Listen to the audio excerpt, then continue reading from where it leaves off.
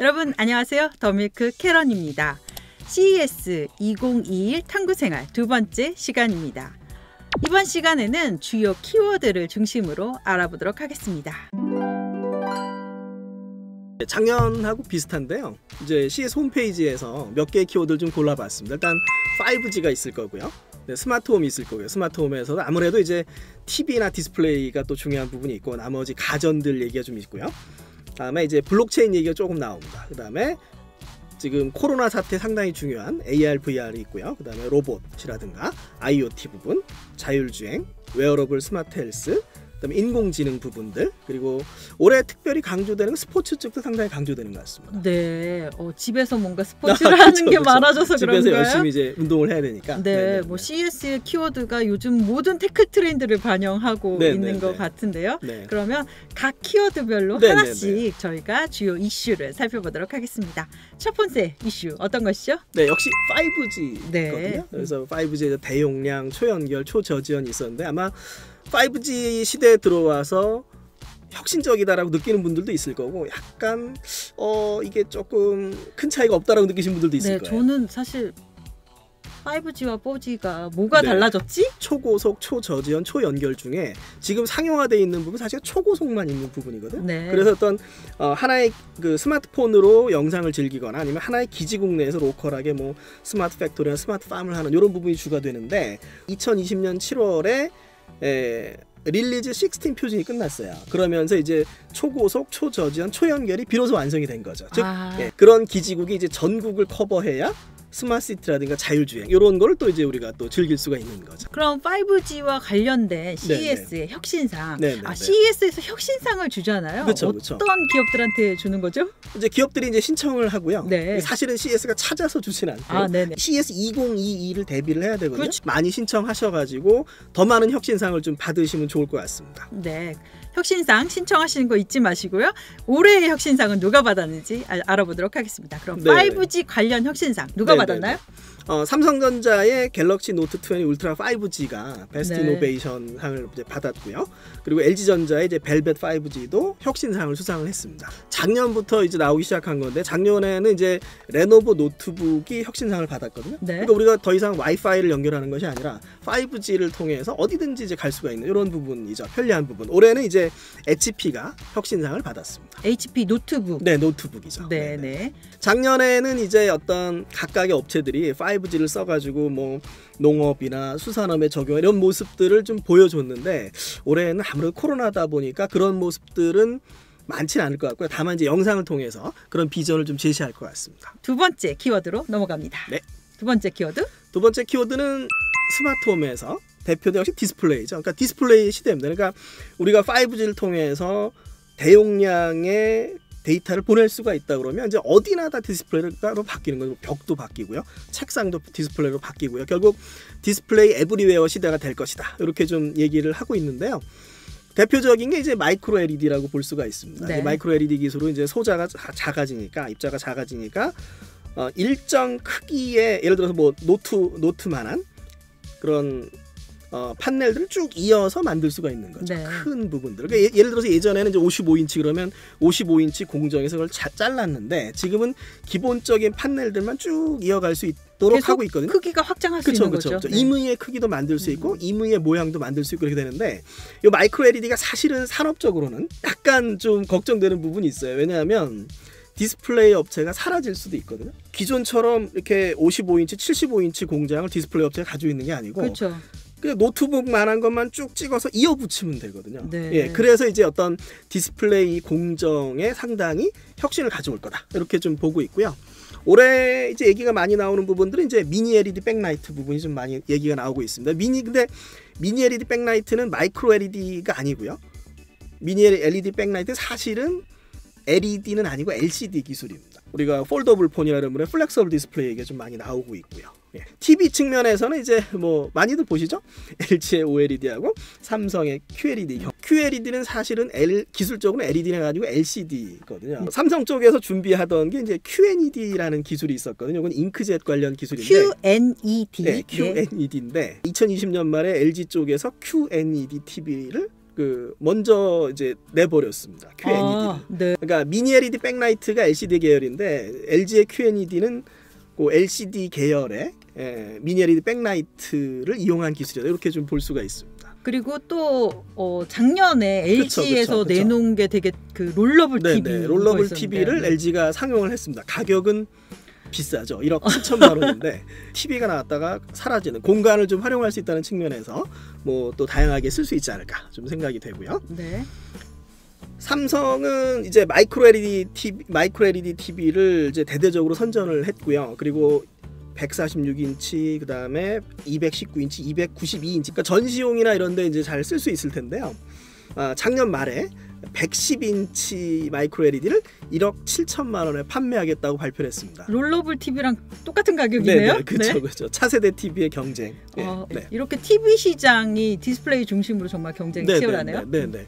그리고 이제 2020년에는 삼성이 1위, LG가 2위 이렇게 돼 있는데 중국 업체 이제 TCL이나 하이센스가 이제 많이 특히 이제 TCL이 많이 성장을 했거든요. 네. 그게 이제 2020년 말에 어떤 미국에서 또 제재 얘기가 나와서 그 반사이익을 또 삼성과 LG가 볼 수 있다. 뭐 이런 얘기를 좀 하고 있습니다. 네.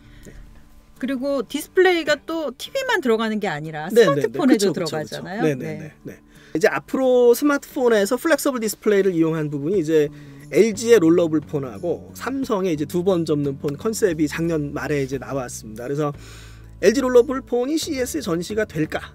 이번에? 발표가 될까? 뭐 이런 기대도 있어요. 네, 궁금하네요. 네, 궁금한데 거기에서 어떤 롤러블 디스플레이를 만드는 부분하고 그다음에 이게 롤러블 말리는 부분을 어떻게 얇게 만들 것인가? 뭐 이런 부분이 좀 이슈가 될 것 같고요. 지금 UX 부분은 이제 구글과 또 협력 중이라고 그럽니다. 네. 다음에 삼성 같은 경우에 이제 두 번 접는 폰이거든요. 커지는 디스플레이, 대용량 멀티미디어를 우리가 즐길 수 있는 이런 부분이 좀 있고요. 이제 두 번 접는 폰 같은 경우에 이제 뭐가 있냐면 인폴딩 폰. 지금 이제 삼성 갤럭시 폴드처럼 인폴딩 경우에는 지금 UTG를 좀 진화를 좀 하고 있는데, 근데 이제 아웃폴딩 부분은 UTG를 쓰기가 좀 어렵거든요. 그러니까 유리가 늘어나지가 않기 때문에 깨질 수가 있어서 그래서 처음에 나오는 제품은 아마도 이제 그냥 기존의 PI 플라스틱을 쓰지 않을까 이런 전망을 좀 내놓고 있습니다. 네, 이 디스플레이를 두고선 이렇게 경쟁이 정말 치열한데요. 네. 디스플레이 키워드로 어떤 기업들이 혁신상 받았는지 알려주시죠. 네, LG전자에서 이제 48인치 OLED TV가 최고 혁신상을 받았다 이렇게 발표를 했고요. 네. 삼성전자도 이제 8K 마이크로 LED TV가 혁신상을 받았다 이렇게 얘기를 했습니다. 네. 그다음에 이제 미국의 델도 미니 LED를 가지고 4K 미니 LED로 이제 혁신상을 받았다 이렇게 좀 발표를 했습니다. 네. 다음 키워드로 넘어가 보도록 하겠습니다. 세 번째 키워드는 무엇인가요? 네, 그래서 이제 그 다음은 이제 TV가 나왔으니까 역시 이제 스마트 홈이죠. 네. 그 스마트 홈에는 누가 허브가 될 것인가 이런 이슈가 좀 있었어요. 예를 들어서 스마트 스피커가 할 거냐, 냉장고가 할 거냐, 뭐 이런 부분 좀 있었고, 그다음에 인공지능으로 이제 실내를 모니터링하는 부분들, 그다음에 이제 스마트 도어락이 서비스로 좀 이어지는 거죠. 올해의 키워드는 역시 인공지능 가전이 막 확산이 쭉 되는 거죠. 그래서 LG의 이제 음성인식 냉장고 혁신상을 좀 받았고요. 네. 뭐 음성인식의 뭐 슬립 트레이너나 이런 여러 가지 가전들이 있고요. 특히 이제 소형 가전이 많이 확산이 됐습니다. 그다음에 집안을 모니터링하는 부분이 좀 있습니다. 예를 들어서 이제 요게 이제 올해 들어서 코로나하고도 좀 연관이 좀 있거든요. 독거노인분들 관리가 좀 힘들어지는데 비대면으로 좀 어떻게 좀 소식을 전하고 좀 도움을 받고 이래야 되는데 문제는 뭐냐면 여기에 카메라를 두면 그건 사생활 침해가 되거든요. 그렇죠. 그래서 최근에 나오는 부분이 뭐가 나오냐면 이제 라이다 센서나 레이더 센서로 움직임만 이제 감지를 하는 거죠. 그래서 작년 말에 보면은 우리나라의 이제 스마트 레이더 시스템이라는 레이더 업체가 뭐 고신대 병원하고 협력한다 이런 기사도 있었고요. 그러면 이 스마트홈 분야에서는 또 누가 혁신상 받았나요? 네. LG의 인공지능 음성인식 냉장고가 홈 어플라이언스 분야에서 최고 혁신상을 받았습니다. LG가 정말 많이 받고 있네요. LG 삼성이. 네. 구글 어시스턴트나 이제 아마존 알렉사로 이제 음성 명령을 내리고 뭐 냉장고 안을 확인한다던가 이런 부분이 하나 좀 있었고요. 그다음에 이제 작년 CES에서 이제 LG가 발표한 건데요. 프로액티브 커스터머 케어 서비스가 있습니다. 그러니까 그 냉장고에 문제가 발생하면 원격으로 지원해줘. 이런 부분들이 좋네요. 이제 코웨이의 이제 그 에어 퓨리파이어 코에도 매년 혁신상을 좀 받고 있고요. 푸드 프로세서에서 요리 관련한 부분들. 이게 이제 최근에 그 아무래도 집에 있는 시간이 많이 늘어나면서 그렇죠. 요리가 상당히 좀 중요해지는 거죠. 도어벨 쪽이 있거든요. 도어벨을 누르면 이제 뭐 스마트폰으로 누가 왔다고 알려주던가.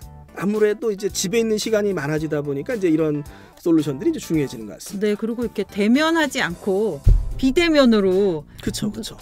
누구세요? 뭐 이렇게 네네, 할 수 네네. 있는 거죠. 네네. 네. 다음 키워드 알아보도록 하겠습니다. 다음 키워드 무엇인가요? 네, 다음 키워드는 이제 AI 부분인데요. 네. 네, 상당히 많이 이제 기술이 진화가 되고 이제 최근에는 업체들이 막 상장도 많이 하고 있는 거죠. 국내에도 경량화, 즉 작은 프로세서에서 실행할 수 있도록. 그래서 인공지능 칩셋 얘기가 좀 많이 좀 나오고 있고요. 다음에는 아까 이제 LG 냉장고처럼 음성 인식을 통해서 구글과 아마존의 음성 인식 엔진을 통해서 음성 인식 비서가 여러 기기로 쭉 확장되는 이런 부분이 좀 있습니다. 네. 다음에는 네, 또 드라마 스타트업 얘기인데요. 드라마 스타트업에 보면 이제 따뜻한 기술, 시각장애인을 위한 눈길 서비스가 있었거든요. 네. 그 눈길 서비스는 사실은 어떤 수익보다는 공익적인 측면에서 계속 투자를 해야 되는 부분인데 올캠이라고 하는 기기가 이제 액세서빌리티 분야에서 최고 혁신상을 받았습니다. 그럼 이런 인공지능 키워드를 중심으로 혁신상을 받은 기업 어디인가요? 네, 그래서 인공지능 하드웨어 분야에서는 이제 얼고란 업체하고 뭐 그런 어떤 칩셋 업체들이 좀 있었고요. 네. 인공지능으로 강아지의 감정을 분석하는 거죠. 얼마나 잘 분석할 수 있을지 모르겠는데 이제 네. 그런 제품이 이제 혁신상을 하나 좀 받았습니다. 네네. 네, 다음에 우리나라에 룰루랩이라는 업체가 있거든요. 혁신상을 몇 번 받았어요. 상당히 인기 있는 업체고 이제 어떤 거를 만들었냐면은 작년에 나왔던 거는 LED 마스크인데요. 네. 네, 일반 LED 마스크는 이제 우리가 LED 마스크를 가지고서 몇 분의 강도 얼마를 조절을 해야 되는데 네. 이 LED 마스크 이제 딱 하면은 그 인공지능을 통해서 예. 피부 상태를 파악한 다음에 강도와 시간을 자동으로 조절해 줍니다. 올해 받은 거는 어떤 올해 거죠? 받은 것은 이제 딥러닝 기반 이제 피부 데이터를 이제 분석해 주는 이런 제품으로 역시 이제 혁신상을 또 받았습니다. 네, 사고 싶은 마음이 갑자기 드는 그런 제품입니다. 네네네. 네. 다음 키워드로 넘어가도록 하겠습니다. 다음 키워드 무엇인가요? 네. 더밀크가 잘 하고 있는 이제 메타버스 AR VR이죠. 네. 더밀크는 작년에 메타버스 송년회를 네. 메타버스로 저희 더밀크데이 행사도 했었고요. 그리고 메타버스 송년회도 개최했습니다. 네. 그래서 이제 5G를 연계해서 현실 세계와 가상 세계를 융합한 디지털 트윈 얘기도 좀 이제 나오고요.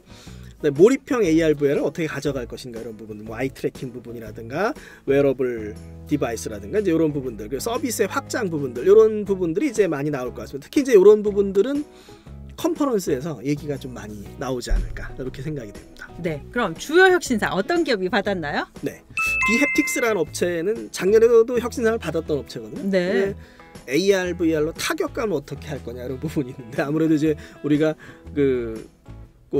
입으면 입는 웨어러블 장비인데 입고 있으면 이제 그런 부분을 좀 타격감을 느낄 수 있는 네. 게임이나 이런 부분에 조금 더 즐길 수 있을 것 같고요. 총이 날라오면 느껴지는 거군요. 네, 그다음에 이제 HP의 이제 VR 헤드셋 이런 부분도 좀 있었고 유니티에서도 이제 AR을 제작할 수 있는 툴을 하나 좀 내놨습니다. 그리고 이제 실제 전시나 이제 이런 부분에서도 다양한 기기들이 많이 등장할 것으로 이렇게 기대가 됩니다. 네, 지금까지 숨차게 다양한 키워드를 얘기하고 있는데 아직도 네. 남았습니다. 6번째 키워드는 무엇인가요? 네, 역시 이제 웨어러블 디바이스 부분입니다. 이제 웨어러블 디바이스는 이제 기존의 기기에서 정보만 제공하는 기기에서 뭐 의복형, 입는 형태죠. 그 다음에는 아무래도 패치로 갈 거고요. 살짝 애매하긴 한데 임플란트, 심는 형태. 사실 네. 이제 그 부분에 이제 어떤 인간의 존엄성이라는 부분이 조금 있는 거죠. 네. 그럼 웨어러블로 어떤 기업들이 혁신상을 받았을까요? 네, 최근에 이제 웨어러블 디바이스에서 나오고 있는 트렌드는 뭐냐면 약간의 어떤 치료를 동반하는 이런 부분들이 좀 있었거든요. 네. 그래서 이제 바이오 인텔리센스라는 업체는 뭐 치료는 아니지만 붙이고 있으면 이제 그 코비드-19 코로나 감염 징후를 이제 분석할 수 있다 이런 것도 좀 있었고요. 네. 그리고 재미난 혁신상이 하나 있습니다. 그 기사에서 많이 보셨을 텐데요. 네, LG의 마스크형 디바이스 있거든요. 웨어러블 에어 퓨리파이어가 있는데, 네, 이렇게 여러 번 쓸 수 있는. 그렇죠. 네, 혁신상을 받았습니다. 이게 마스크와 기기의 중간 정도 막 이렇게 될 텐데요. 이 제품은 진짜 혁신적인 것 같은데요. 그다음에 아까 나왔던 이제 강아지한테 이제 웨어러블 디바이스를 채워가지고 이제 목소리를 분석하는 이런 디바이스도 좀 있었습니다. 네, 다음 키워드는 어떤 것인가요? 네, 로봇인데요. 이게 사실 이제 로봇하고 자동차가 전시가 약해질 수밖에 없습니다. 근데 사실 지금 이제 그 코로나 사태에서 로봇이 상당히 이제 다양하게 좀 등장을 하고 있는 거죠. 그렇죠. 네네. 로봇을 주로 수출할 수 있는 데가 미국인데 이제 미중 무역 분쟁이 되면서 중국 업체들이 막히는 거죠. 그러면서 이제 미국 업체들이 한국과 일본, 대만에서 이제 그 로봇을 찾는데 우리나라 업체들에게 상당히 많이 기회가 될 거다 이런 부분도 있고요. 그래서 2020년 말 기사에 보면 이제 LG 전자의 로봇을 뭐 미국으로 수출하는 얘기 뭐 이런 것도 좀 많이 나왔습니다. 그래서 유비테크가 2019년은 어려웠는데 2020년 코로나 사태가 되면서 실적이 좋아진 거죠. 네. 완전히. 그래서 우리나라에도 지금 들어와 있어요. 네. 그래서 그런 어떤 로봇 시장의 활성화가 또 하나의 이제 키워드가 됩니다. 네. 그럼 로봇 키워드로 어떤 기업들이 혁신상을 받았는지 살펴보도록 하겠습니다. 네.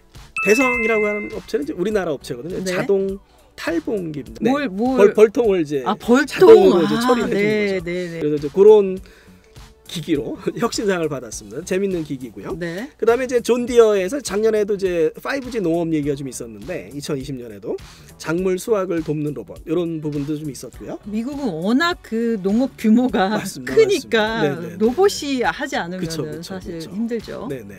인바디드라는 업체에서 이제 어린이 가정 학습을 위한 이제 대화 로봇이 하나 있었고요. 네. 우리나라 이제 한서대학교에서 코로나를 살균할 수 있는 로봇 이런 것도 하나 혁신상을 좀 받았습니다. 대학교에서도 점점 더 많은 그런 제품들이 혁신상에 좀 도전했으면 좋겠습니다. 네. 마지막 키워드 어떤 것인가요? 네, 마지막 키워드는 사실 뭐 처음에 나와도 상관이 없는 이제 자율주행 스마트카 부분인데요. 네. 올해 전시가 많이 약해졌어요. 현대차 그렇죠. 그룹도 안 나왔고. 근데 현대차 그룹만 안 나온 게 아니라 실제로 많은 업체들이 안 나왔고 유럽이나 일본, 미국 업체들 말고는 많이 좀 줄긴 했는데 재밌는 이슈는 이제 자율주행 센서들이 이제 쭉 발전을 하고 있는 거죠. 라이다가 이제 상용화에 들어가면서 예년 같았으면 라이다 센서들이 혁신상을 받았을 텐데 올해는 이미지 레이더가 혁신상을 많이 받았습니다. 기존의 레이더는 물체가 있다 없다만 이제 보는 부분인데 좀 3D로 인식할 수 있는 이런 부분이죠. 조금 더 기술이 그쵸, 진보됐군요. 진보된 거죠. 네. 네. 그래서 이제 컨티넨탈이나 이스라엘 바야가 혁신상을 받았고요. 4D 이미지 레이더는 이제 구글 5세대 자율주행 차에도 들어갔고요. 네. 그다음에 테슬라도 이제 이스라엘 알비랑 협력해서 4D 이미지 레이더 장착을 추진하고 있다. 이제 이런 얘기가 좀 하나 있습니다. 네. 네. 작년에 같은 경우는 이제 현대차가 네, 뭐 네, 네. 새로운 UAM 뭐 네, 이런 네, 것들을 얘기했었는데 그쵸, 그쵸. 네. 올해는 어떤가요? 올해는 이제 UAM 얘기가 이제 계속 나올 텐데 이게 어디까지 영상으로 보는 거라서 그쵸. 영상으로 네네. 즐기면 될 것 같고요. 그다음에 올해는 IBM의 인공지능 자율주행 선박이 재미있을 것 같습니다. 그럼 어떤 기업들이 혁신상 받았나요? 아까 이제 이미지 레이더에서는 이제 컨티넨탈 부분하고 네. 이스라엘의 바야라는 업체가 받았고요. 바야도 이제 실내에서 이제 사람을 모니터링하는 그런 레이더도 또 이제 혁신상을 또 이제 받았고요. 네. 우리나라에서는 이제 모빌테크라는 업체가 또 혁신상을 받았고 만도도 하나 또 혁신상을 받았고요. 아다스카이라는 업체는 이제 올해 많이 이슈가 된 부분이 좀 있습니다. 열화상 카메라죠. 네. 필수품이 됐죠. 열화상 카메라를 자율주행차에 써보자. 뭐 이런 혁신상을 좀 받기도 했습니다. 네. 이제 투명 트레일러 기술 이제 작년에 이제 컨티넨탈이 받았던 게 뭐가 있냐면 차량 밑에다 카메라를 두면 그 운전할 때 뭐 막고 있는 부분이 다 볼 수 있는 거죠. 뭐 그런 기술을 하나 내놨었는데 올해는 네. 이제 그걸 진화시켜 가지고 트레일러가 워낙 크다 보니까 좀 위험하니까 네. 트레일러의 사각지대 없이 그 카메라로 볼 수 있는 이런 부분으로 또 이제 혁신상을 받았고요. 네. 그다음에 이킨의 이제 A 페트롤이라는 부분은 이제 도심의 자율주행 보안 로봇으로 혁신상을 네. 받기도 했습니다. 네, 네. 이런 기업들이 스마트카 분야에서 혁신상을 받았습니다. CES 탐구생활 두 번째 편에서는 주요 키워드와 혁신상을 정리해드렸습니다. 시청해주신 여러분 고맙습니다. 감사합니다.